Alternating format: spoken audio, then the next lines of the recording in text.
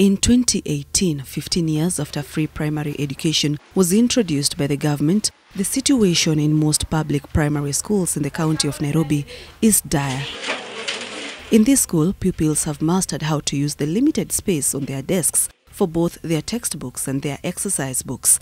A desk that is meant to be used by 2 pupils is being used by up to 5 pupils. Space here is a luxury. A class that was designed to accommodate 40 pupils now has over 100 pupils. The not so lucky ones have to make do with makeshift seats, but have to hold their books. Others are forced to write from their thighs. What we are having is poor management of the infrastructure that we have. And if you look at our neighbors in the region, you go to Rwanda, go to Ethiopia, and go to Tanzania, they have effectively managed what they call the shift school system.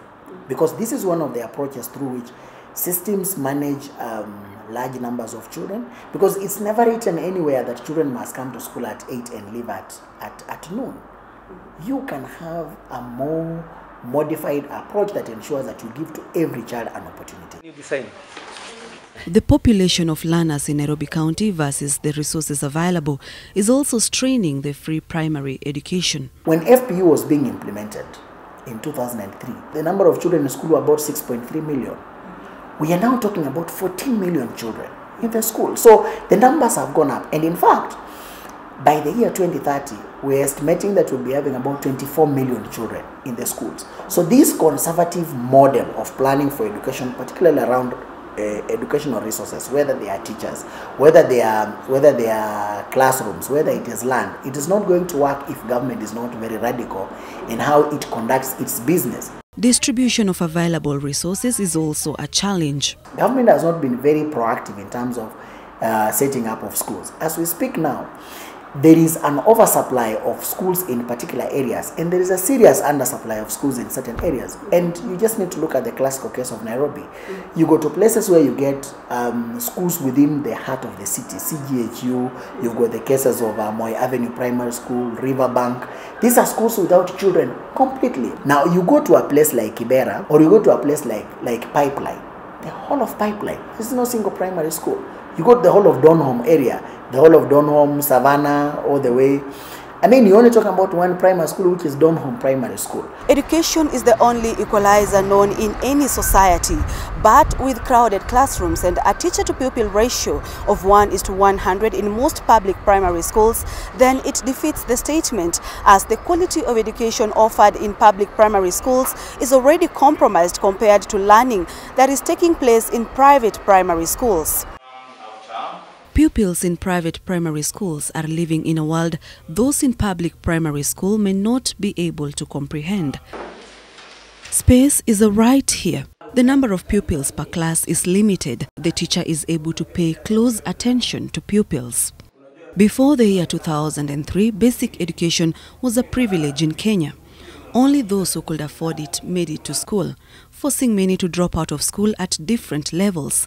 Fast forward to 2003. Tunataka kila mtoto asome katika sehemu hii, na tutafanya uchunguzi tuone kuna mtoto wa miaka fulani ambaye hayuko shule, naye baba yake atatueleza anamweka nyumbani afanye nini. The gates to public primary schools then opened to everyone. This was a dream come true for many parents who finally could have their children acquire basic education. The excitement was all over for the first time in the first term of the year 2003. Pupils simply walked to school without having to pay any fees. What government needs to do is to standardize our schools. Make all schools to be attractive. In fact, we need to reach a level whereby we go back to what we originally had, that the function of where you go to school is only told by one variable, and that is the distance. That there will never be a case whereby children will leave schools in their neighborhood to go to other schools elsewhere. So government has to think of standardizing schools. And how do you need to standardize schools? Make sure that schools have got what you call bare minimums of infrastructure. And it's not asking for too much. 2003 was not the first time free primary education was being started in the country. In 1971, the then President Jomo Kenyatta did away with tuition fees for the economically marginal areas. By July 1973, Marsabit, Mandera, West Pokot, Wajir, Tana River, Turkana, Samburu, Garissa and Lamu had free primary education. The government also built and supported boarding schools in these areas. A national feeding program was also launched. The main goal was to encourage more parents to retain their children in school. Still in the same year of 1973, there was another presidential decree which caught many flat-footed. The first 4 years of primary school were made free for all throughout the country.